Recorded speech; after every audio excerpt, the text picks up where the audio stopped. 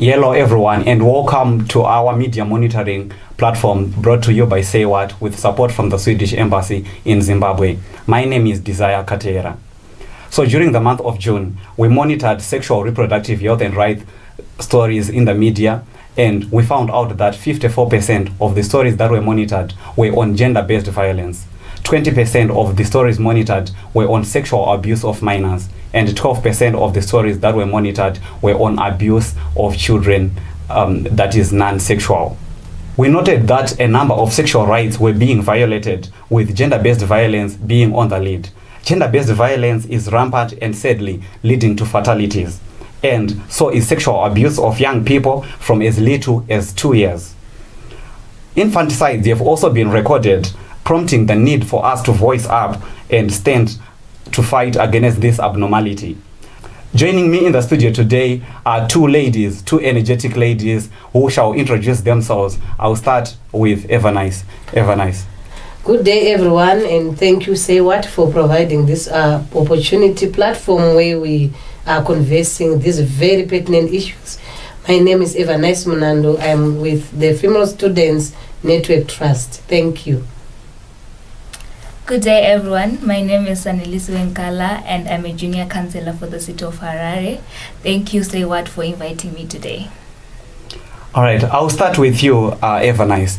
In our analysis, we found out that gender-based violence contributed 54% of the stories on sexual reproductive health and rights.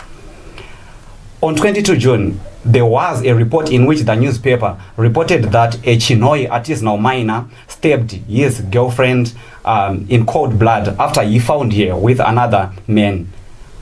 He stabbed her on the thighs and also on the chest and before fleeing.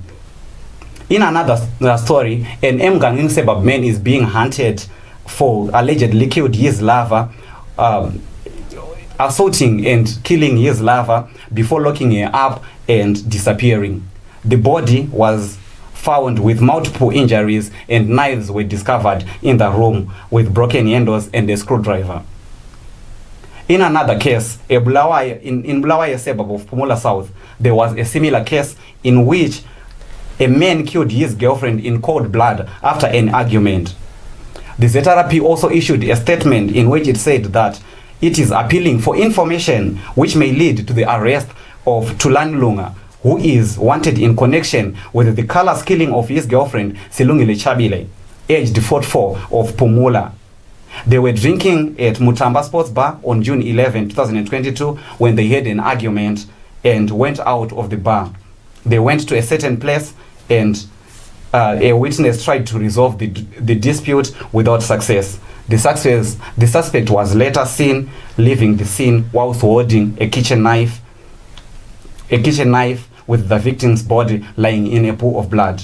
Now, as a women's rights advocate, what is your comment on this, Evernice?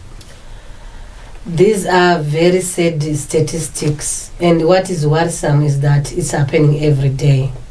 And our worry is women's rights activists or defenders is that nothing is being done adequately to set as an example to the society, to the perpetrators, but by being brought to book.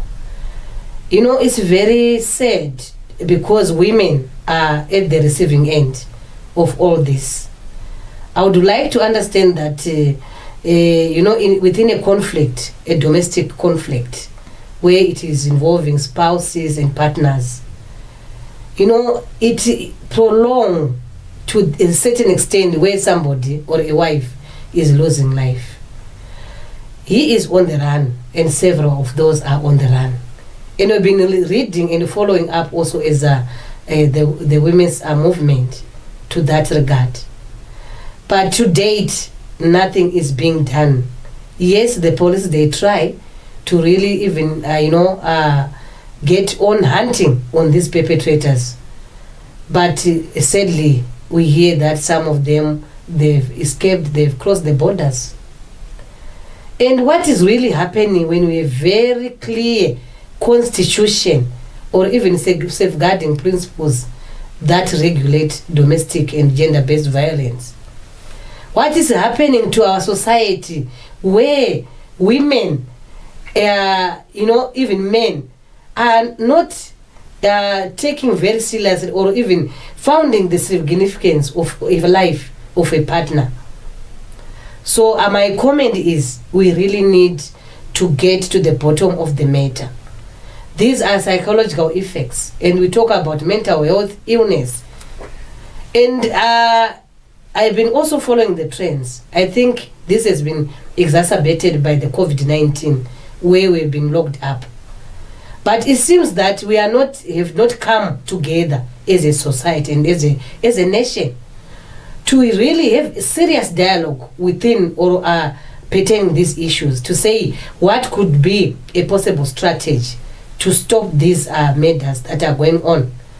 It also reminded me of the issues of the case of the Marondera man who was also killing several women, including the old woman.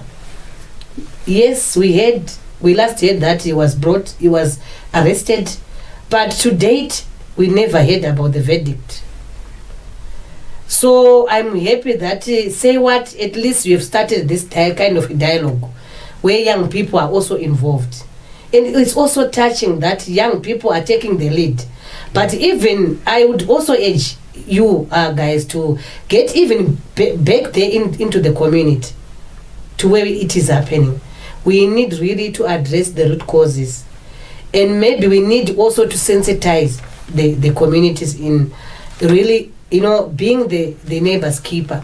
Because it's really sad that families are losing parents, are losing those people who are breadwinners, and losing a mother is something that we cannot take, very lightly. Yeah, that's so true. And, most of the time when these cases of GBV happen, it does not only affect the victim, like the woman who is being assaulted. So coming to you, Sanelisiwe, what do you think are the effects of GBV on young children, and what needs to be done in order for us to try and curb gender-based violence to make sure that we protect children from the aftermath of GBV? Thank you, Desire. So when people are talking about GBV, in my head is, what is the child doing when the gender-based violence is happening? Where is the child hiding? What is going through that child's mind when something like that is happening in a home setup, which is supposed to be a safe space? So when children then witness the gender-based violence in their families, we have what is called intergenerational gender-based violence. Because me as a son, I've seen my father beat my mother when I was growing up. It means it's a norm to me. When I get married, I will also want to hit my wife, because that's how my dad exercised his power in the family. So I think we then don't break the bond of gender-based violence in our generation, because I've grew up with it and I'll continue doing it because it's something that is normal. Because children, mind you, are socialized through observing what is happening in their immediate family. What other issues do we see with children that have witnessed gender-based violence? There are issues of tolerance to GBV. For example, if I witness my mother being beaten, then I get beaten when I grow up. I have to tolerate it because my mother tolerated it. And it's something that is not good, because you're not supposed to tolerate gender-based violence. We also have issues of mental health, because how do you then engage with your parents when you see one of your parents beating your mother, or your mother beating your father? It's something that is so heartbreaking. So it's something that messes up with our mental health, and we end up having a lot of issues of suicide that are centered around gender-based violence. Therefore, I feel like it affects the child direly in a family of gender-based violence. And there's also the issue of empathy. If you're seeing such violence happening in your family, you lose the feeling of empathy. You don't feel it. Even when you enter into a relationship, you don't have the empathy that you're supposed to have to your significant other, because at home there is no empathy. You don't feel for each other. Therefore, I feel like children are direly abused, in a sense, in cases of gender-based violence. Most of the time we look at the victim and what the victim is going through, but the child most of the time suffers in silence. That is what I have to say. Yeah, that's also true. You've heard it. Gender-based violence also goes on to affect our mjolo out there, guys. So it's so sad. And according to the 2015 demographic health survey of Zimbabwe, 1 in 3 women aged 15 to 49 are abused. They are sexually abused. they have experienced violence from that age, from 15, the age of 15. They have experienced physical violence.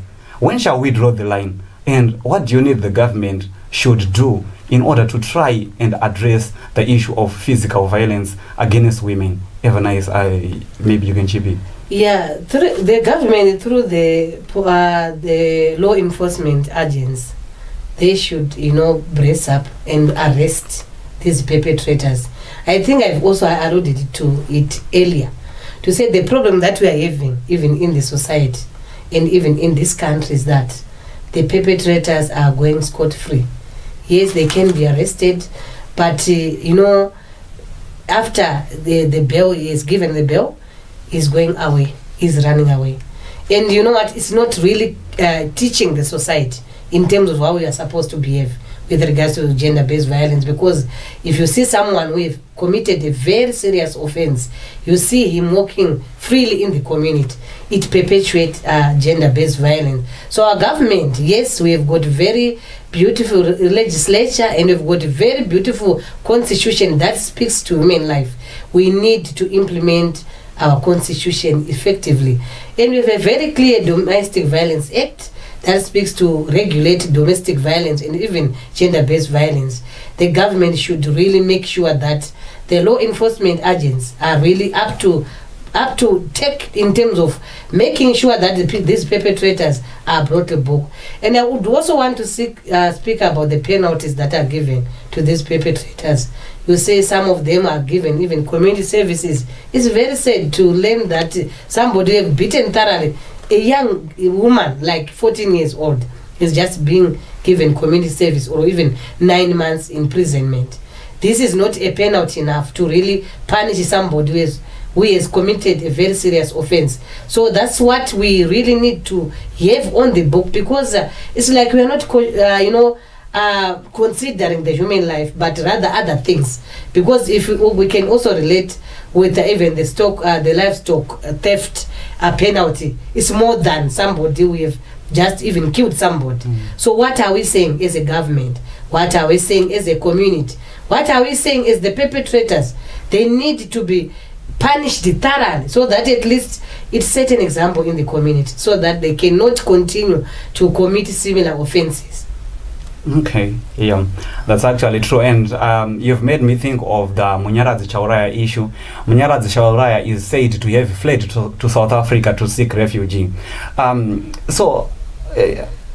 Giving reference to that, the H Metro reported that Munyaradzi Chauraya, who is in a video, who is alleged to be the man in a video where an innocent 2-year-old daughter is seen touching and playing with his manhood. The child was taken by the Department of Social Welfare, but him, Munyaradzi, he has fled to South Africa. That's where we have porous borders. At the end of the day, we have got laws that are sometimes porous. Now, Sanelisi, I don't know if you would want to come in and maybe comment on the Munyaradzi Chauraya issue with regards to sexual abuse of minors. All right, thank you, Desire. I would like to first comment on the previous question that you directed to Ms. Evanice here. The issue of what the government should do in terms of GBV, I feel like they should channel more funds for the victims. For example, if we have places like shelters where victims can go to and they can be capacitated through other activities that they can do, like vocational studies and stuff like that. Because most of the times women end up staying in those gender-based violence places because they don't have anywhere to go. They don't have anything to do to take care of their kids. Therefore, they end up staying in those abusive relationships. But if we have safe spaces where our victims can go and find shelter and find safety, we will actually bring down the numbers of gender-based violence because they are staying because they have nowhere to go. We also have issues to do with community mobilization. If the community comes together and we speak about issues to do with gender-based violence, I'm sure you've heard around your community people saying, oh, that one beats the wife. But But it shouldn't be the case. It should be a matter of the neighbor reported to the police because the husband was beating on the wife. So I think government should also focus on bringing in the community so that everyone fights gender-based violence, and doesn't it become a case of the victim fighting the case alone. Then coming to your issue Sorry, of... before you go, just to comment on that. You know, there are many instances where, like, we when we were monitoring, we found out that there are cases of incest. And sometimes, you know, it's the stepfather or the father that is abusing the child. So at the end of the day, the child feels like if they report, then at the end of the day, they no longer have a breadwinner. So I don't know if there are policies to protect the victim, like the children. Like if you are raped, you go to report and then you are guaranteed protection and you are guaranteed that after that life can continue normally. But as we speak, do we have anything around that? So I think just to support it, I think that's what she was trying to say out. To say if the government can provide the social safety nets, where somebody can really know that if I'm harassed or victimized, I can go straight to there and continue with my life. Surely it's happening, because some of these cases where harassment, even sexual harassment is happening, it's happening within the home. The father can also harass a daughter. We had cases like that. You know, a father trying to advance sexually to a daughter, and the daughter will say, no, I have nowhere to go. But what she's saying, if the social services amenities, if it was going to be restructured so that at least there are those services, psychosocial support, and even people will get shelter where they can stay until they rehabilitate and go back to their families. Because like what you are saying, it's very difficult. Yes, we can mobilize a community, but a community is composed with nuclear families. And now, because, you know, the issue of how we've been socialized, it's like, us, we cannot, you know, interfere with whatever is happening in the on the next door. But sensitization and raising awareness continuously, I think the government is well equipped. They have social workers. But, you know, when I was growing up, I used to see social workers moving around in our communities. But nowadays, it's now, they are now stuck in those, you know, what they are calling the ministries or the departments. You can really find them even in the hospitals. But they are not now doing the actual work that they were supposed to be doing, to check with the community what is happening. And it's easier. You know, just imagine a situation where a domestic or a gender-based violence cases just happened and the social worker is passing by. At least you know there's someone whom you can, you know, you can rely on in terms of passing on the messages. And also just to highlight that we've got what we call neighborhood watch. You know, it's so shocking that those people now, they are now concentrating on theft, not any other things. You know, people can beat each other to death whilst they are there roaming around. They're just looking for thieves. Honestly, I think we really need to re-conscientize our communities, and also the government should take it upon themselves to say this is mandatory. Because honestly, if you are keeping on losing people, and if you are keeping on having this beautiful legislature, they are not even addressing the status quo. Like they are just on paper. Yes, they're just on paper. But even the law enforcement agents, they're also even the perpetrators when it comes to these issues. You go there and report even men. Now you cannot report whether you have been victimized or you've been harassed by a woman, because they will laugh at you. So they need capacity building in terms of really delivering the service, the actual services that the communities and the people want. And also in terms of the investigation, we've seen corruption going around. You go there, you've made that somebody, what do you have? So that you can. And even I'm worried about those who are escaping the country. Somebody has committed a crime and it's all over on the social media. What are these border posts doing? They should close up and do, you know, to shut down everything so that, you know, if that someone wants to escape. But now there's this also the truck drivers. You know, I don't know. We need a holistic approach in Zimbabwe, because even the truck drivers, they can take, you know, border jumper that somebody without the border knowing. So it's a very serious issue where heads should roll and say, we need to come together. I think there's serious dialogue that is required, and everyone should be involved. The victim-friendly unity, the police, the community, these organizations, these say what agents, you know, we are doing great work. Let's come together and give each other role. Let's be the neighbor's keeper, so that at least you whistleblow whenever you witness such cases. So even the witness, you spoke about someone who was trying to negotiate, you know, with that couple that was, you know, having conflict. She or he should have gone and report, say, you, what I've left there, you know, things are not all right. Let's go and see what is happening. So these are happening where the society is paying a blind eye. They are now, it's now the individualistic to say, it's me, I don't care about what is happening next door. So we need to unlearn such kind of socialization and such kind of thinking, so that at least with the empathy that my little girl has spoken about, it really comes back to us to say, if you see something happening, you know, your heart should also report to say this is wrong and we need to take action. That's actually true. So apparently we have seen reports of 2-year-olds, 5-year-olds being raped, even sometimes by their fathers, and it's so saddening. Again, according to the Zimbabwe 2015 demographic survey, it shows that 1 in 4 women have experienced sexual violence, and these statistics are said. Would we say that in Zimbabwe the penalties for sexual violence are not that stiff? Yes, it's true, because like now, sexual violence, sexual harassment, sexual abuse, somebody can be raped. I can be raped right now. What is happening to the perpetrator? Surely I would not want to mention big names. Someone bad who is very high there, only serve just a minimal sentence, because he or she is money. You know, she will get away with it because you have paid the bill, and all of a sudden, I mean, you will find that there was no issue. That poor little girl, she was raped, nothing is done to the perpetrator. So we are not being very stiff in terms of punishment for these perpetrators of domestic violence and even gender-based violence. It's like corruption is taken a center stage, because it involves the courts, it involves, you know, the lawyers and other things. If you are able to pay a lawyer, you are fair and fine. You don't even worry about what is going to happen, because you are going to pay man. You corrupt even all the other channels. So women, generally, we are poor.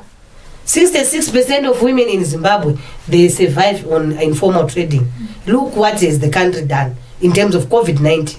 This is beyond the control of the government, if I may be frank. But are we considering that we are the poorest, gender in Zimbabwe? We can't afford these other costs, but men will get away with it.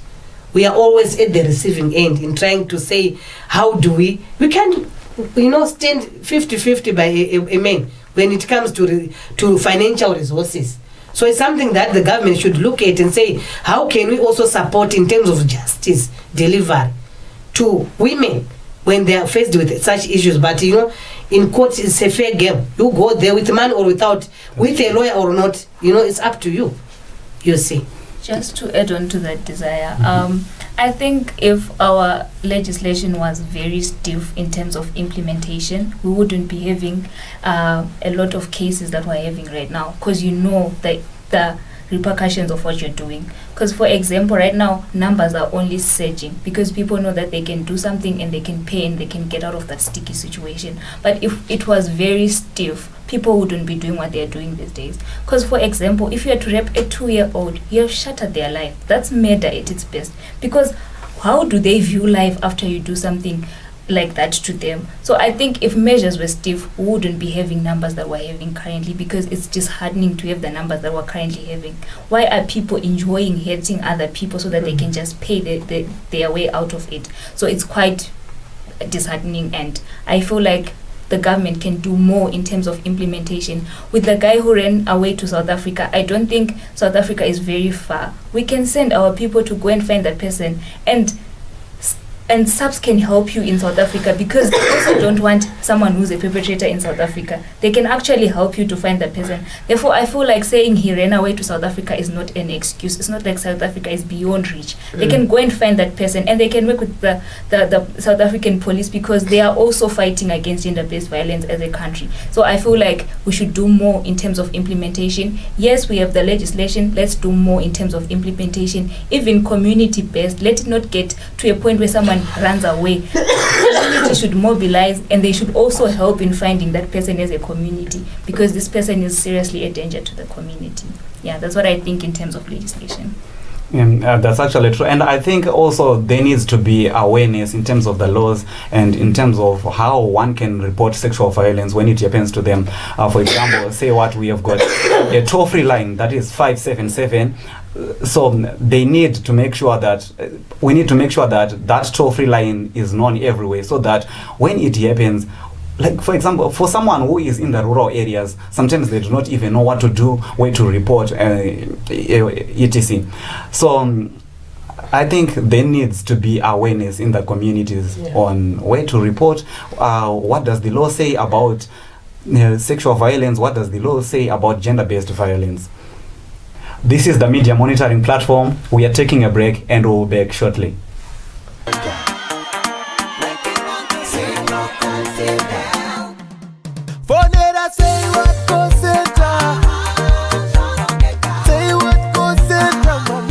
Welcome back. You are still watching the Media Monitoring Platform, brought to you by Say What, with support from the Swedish Embassy. I'm your host, Desire Katera. We are still discussing stories in the media, and now we move on to a story where a Marondera teenager was reported to have been raped without protection by a fellow student in Harare at a squash tournament after being lured into the bathroom. In another story, a Zimba school dropout had his sentence suspended on condition of good behavior after being found guilty of raping 2 minors on different occasions. He raped the first one, a grade 2 pupil, and another one, an 8-year-old child. Now, Evernice, what's your comment on this? Yeah, the good behavior. That's where my comment is. It's really surely good behavior suspending. Influence the suspension of the penalty. Good behavior on behaving. I'm really asking questions. Why? Because somebody has committed a very serious crime, and a good behavior is associated with the penalty. I'm really wondering what kind of that good behavior that this perpetrator or this criminal is displayed. So that's why, and that's how these cases are continuously happening in our society, because somebody is watching. Somebody who is also want to commit the same crime and would also copy the good behavior. Maybe he was attending the court regularly on time. Maybe, I don't know. I'm really wondering what is the good behavior in this context. But what we need to do as a comment to say when these issues are happening. My colleague here has spoken about community mobilization. What is required is that those who are involved, they should ignite the noise. We should speak out as a community.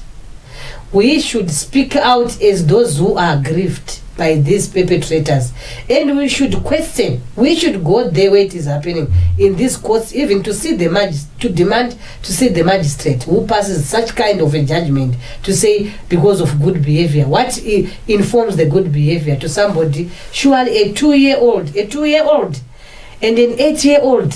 These are still minors, in this our society. And like my colleagues also said, that their life it will be shattered. That somebody who grew up having this trauma sitting within here, and it's a damage into the society, because we don't know what we are breeding on the ground. We are really breeding a wrong message and a wrong character of our children, because being raped and somebody is being left scot-free, moving around the society. What example does this bring? What really message is this communicating to the community? where this issue has happened. And even for us who are reading or hearing about these issues, what does this communicate to my 8-year or my 2-year-old daughter who is at school right now? It's really sad, because it's really pathetic, because I think that's why I was continuously saying the judicial system and even the law enforcement agents and even the community, these people should come together and draw a line and start from the drawing board to say we need to do something, because honestly speaking, this is a cancer that is also engulfed our communities. We are not free. Even you can't be free to live or your daughter with somebody, even the father. We've gone to that extent. So we need the family transformation. We need to address the root causes of this, because there's other beliefs that if you rape a minor, those very primitive and backward beliefs that have engulfed our societies. So, but I think the government is letting us down. We always look up to the government, because they are the ones which with the responsibility of safeguarding the communities and the citizenry. But if they are failing to really pay attention to these very malicious issues that are happening, honestly, we will not go anywhere. We shall see these cases escalating in terms of numbers, and we shall see even our girl children suffering in the hands of men without something very hard that is being done to the perpetrators. Surely it's an equal death sentence to rape a 2-month-old baby. It's equivalent to a death sentence. And what are we saying? As a citizen, I know as citizens we have power to influence decisions that the government should make. So, but I think also as a society, we are now very silent. We are not speaking out. We need to continuously raise awareness and make noise about it. We need to organize and mobilize our communities to this, to really look into these very, very bad issues that are happening in our societies. Thank you. That's my submission for now. Amen. Sunny, do you have anything to say on this? I just want to comment on the issue that you highlighted on, whereby a student was raped by another student in a bathroom at a tournament. I think it's something that should be an awakening call to everyone, because if such things are now happening in a school setup, if sexual abuse is now happening in a school setup, let's ask ourselves, where is this boy coming from? What type of home setup is this child coming from, when they have the guts and the power to rape another child at school? You should be focusing on other things, but now children are focusing on the violence because they live around violence. They breathe the violence. Violence is everywhere in their lives. Therefore, they feel like it's now a norm and a value in the community that for you to exert power, you should rape someone or you should beat up someone. And that's something that we're trying to fight as Zimbabweans. And it also comes back to the issue of community mobilization. If a child is then like that, it's now the right of the community to bring that child and sit them down and tell them that this is not good, because obviously the family has failed. But if the community has been mobilized, I think we can come up with better youth and a better tomorrow. Because if we start seeing such results right now when he's in school, what of when he's a father and he has a family? What will he be doing? He'll be killing his kids, because now you're just raping your fellow student. So when you're older, you actually have more power, so it means you'll be doing greater things in the community. Then when it comes to issues of someone being let go because of good behavior, that doesn't make sense, because you failed to have good behavior outside prison. Now you want to have good behavior in prison, and you have damaged lives of 2 innocent children. And I think, what does it do to the child when that perpetrator comes back to the community? Because they raped me, they went to prison, now they are back in the community. What does it do to me when he comes back? It brings back those memories. I will never heal. My mental health goes down the drain. So I feel like more should be done. In this case, the community should fight. Because why is he back in the community? Is he back to rape someone else? Is he back to rape someone else so that he goes back to prison and come out due to what? To good behavior. I think these are issues that we should be talking about. And I'd like to commend the Child Amendment Bill that is still in discussion right now, because it has a clause that speaks about the duty to report child abuse. Because we have cases whereby teachers, nurses, even the neighbors see signs of child abuse or gender-based violence, and they choose to keep quiet because they do not want to be involved. Therefore, after this bill has been passed, it's going to be a crime to keep quiet, because you have the life of someone in your hands. You see a child being abused and you keep quiet, tomorrow they are dead. It's a crime because you didn't speak up about it. So it comes back to the community. The community should mobilize for the safety of everyone, because some people do not even know that there are such laws that protect them. Some people grew up in the abusive families, therefore they feel like it's normal baba wanofanira to beat up the wife. So it's something that is happening in the communities. So if it's a nominal family, now it's the role of the community to then chip in and say, you know what, we always hear the sounds, we are getting beaten, we always see you bruised, we know that you are getting beaten, or this child is now so quiet, or the self-esteem is going down the drain just because at home it's not okay, that what they are living is not what they are supposed to be living. So I feel like these issues are now something else, whereby we have children raping each other, whereby we have people being released due to good behavior. It's something that should be taken seriously and taken immediately, because it's quite urgent. We do not have to sleep on it. It should be dealt with right now. I think that's my comment, Desire. What do you think? That's actually true, and you know, it's supposed to be a community effort to fight these ills that are bothering our communities, to make sure that rape doesn't happen, because at the end of the day, they need to be grooming. Like, people need to know that this is bad behavior should not be tolerated. So it should be a duty of the community, a collective duty of the community to shun these acts. Having said that, this has been the Media Monitoring Platform, and we'll be back again with another episode. If you experience any abuse, call 577. If you know anyone who is being abused, call 577. It's our duty as the community to protect our children, to protect our women, to protect everyone from sexual abuse and gender-based violence. Until then, I'm Desire Katera. See you. Anyone who is being abused,